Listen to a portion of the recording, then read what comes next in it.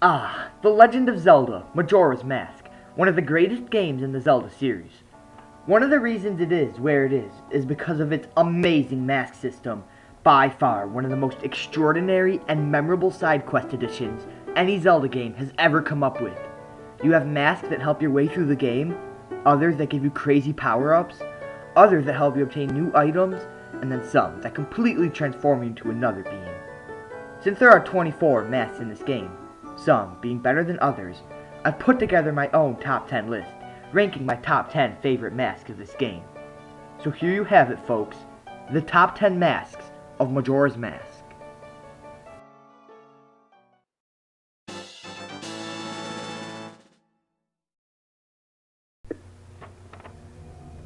Starting off this list at 10, we have the Gibdo mask, which is the mask you receive immediately after you break the infection off of Pamelo's father.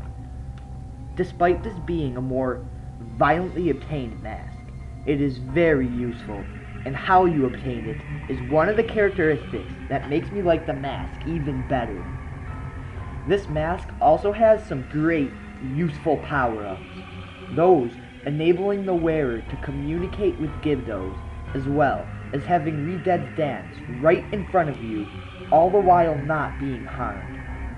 Overall, it was a great addition to Majora's Mask, and definitely deserves its recognition on this list.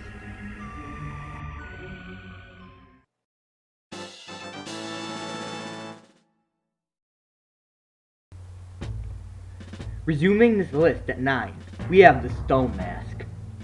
Sure, this is a boring looking mask, and the quest you must undergo to obtain it isn't very captivating either. I mean, all you really have to do is give a soldier some red potion, and voila, the mask is yours. But the fact that this mask hides you from various enemies in the game, and even conceals you from Pamela, it really just made the game more efficient, easy, and better. See, watch, you can even attack her and she won't do anything like, all you have to do is wear the mask, and voila. Another great function with this mask is that it enables you to really explore the Gerudo's hideout, which was something that you really weren't able to do to a great extent in the past due to the Gerudos, like, they'll attack you if they see you. Overall, this mask narrowly beats the Gibdo mask to earn a spot at number 9 on my list.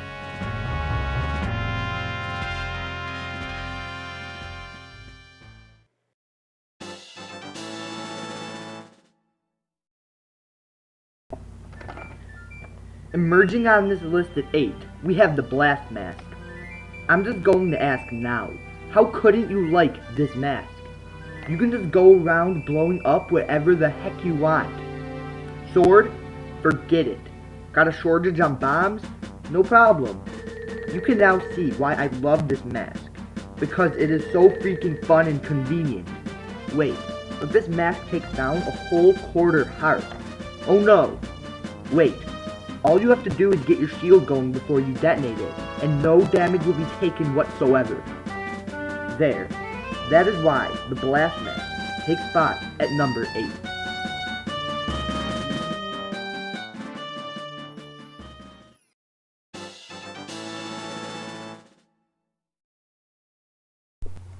I bet most of you saw this one coming. One of the originals from Ocarina of Time, the Mask of Truth. First off, the side quest you must undertake to obtain this mask wasn't bad at all. It was actually very fun. And being able to uncover the secrets of the Sheikah Gravestones, along with communicating with animals, really just made the journey more unique, different, and innovative in a very good way, putting this mask at number 7.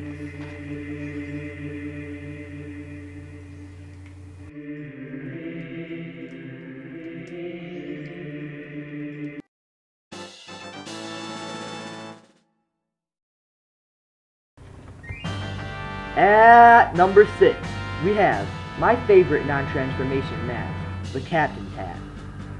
You guys want to know why it is so great in my opinion? Because I just think that it is so cool that by simply wearing a hat or mask, You are the captain of an entire army. Well, you don't really have an entire army to back you up, as you can see, but, you know, you get the point. You can tell these guys what you want, and they obey. You can talk to them, and they will salute you and call you sir. Heck, you can even slay them, and they will not even dare to retaliate. That is the reason the captain hat comes in at number 6 as my favorite non-transformation mask.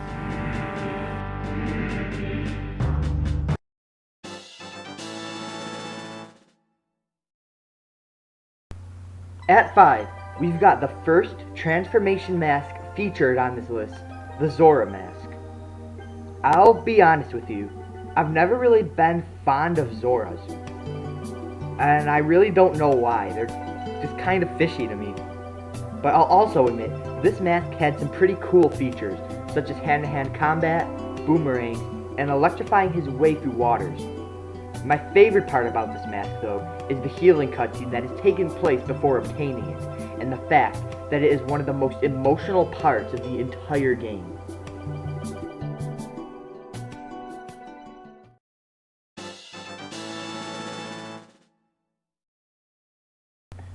Making an obvious appearance at number 4 is one of my greatest masks in the entire game, the Goron mask. I never actually realized how much I loved this mask and appreciated this mask until I started making this list. It also, in my opinion, has the coolest powers of all the transformation masks on this list. You have his heavy punch combinations along with his butt ram, his Goron pound, and best of all, his spiked ball rollout. My favorite part about this mask, kind of like the Zora mask, was the emotional impact it had on the game, and the fact that you take the spirit and configuration of Darmani III, who is one of my personal favorite Zelda characters.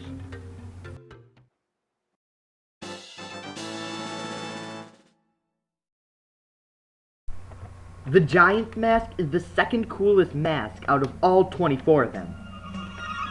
So why do I have it at 3, not 2?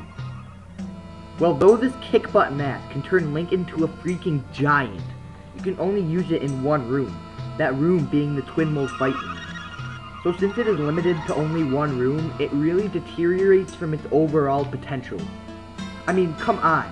Imagine a giant Link stomping his way through Clocktown stepping on everyone. That would be hilarious. Well, anyway, the fact that this mask turns Link into a giant is, you know, good enough, which earns it a spot at number 3.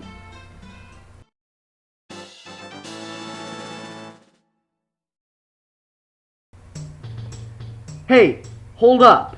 You placed the Deku mask above the Goron and Zora mask? Well, let me tell you why.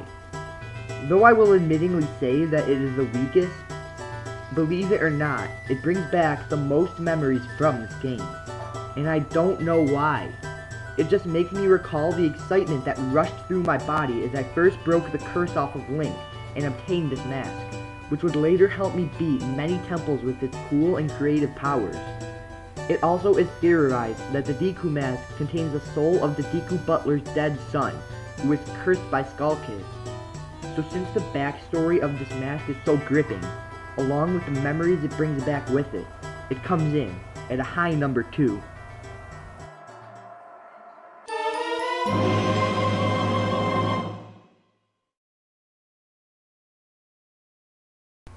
I'm pretty sure that most of you knew this one would be topping off at number 1. Well, you were right. I have this one at 1 for a variety of reasons, which I suspect you already know. First of all, when I first put on this mask to defeat Majora, I was in shock at how epic and unique it made the overall fight. He can shoot beams out of his Helix sword. You can't get any cooler than that. Secondly, the many theories and mysteries surrounding this mask make it much more interesting to think and talk about. The last aspect that really just causes me to place this mask at number 1 is the side quest that leads up to obtaining it, where you must undergo a variety of obstacles as a Deku, a Goron, a Zora, and even Link himself. Overall, due to this mask's mysterious, epic, and unique qualities, I think that it truly deserves to be placed as the number 1 greatest mask in all of Legend of Zelda Majora's Mask. Thank you for watching my first ever video here on this channel. If you enjoyed, please leave a like and subscribe so that my channel can grow and I can keep on giving you ZeldaNation content weekly, or once every week and a half or so is what I was planning, because some of these videos are really hard to make. And I'm sorry for the late upload. My internet's been acting up on me lately. So now that the internet's fixed and I'm getting my own laptop, videos will be uploaded much more frequently. Also, make sure you look in the description and follow my Facebook, Twitter, and Blogspot, and definitely send in a Q&A question form. Thank you all for watching, and I hope you enjoyed.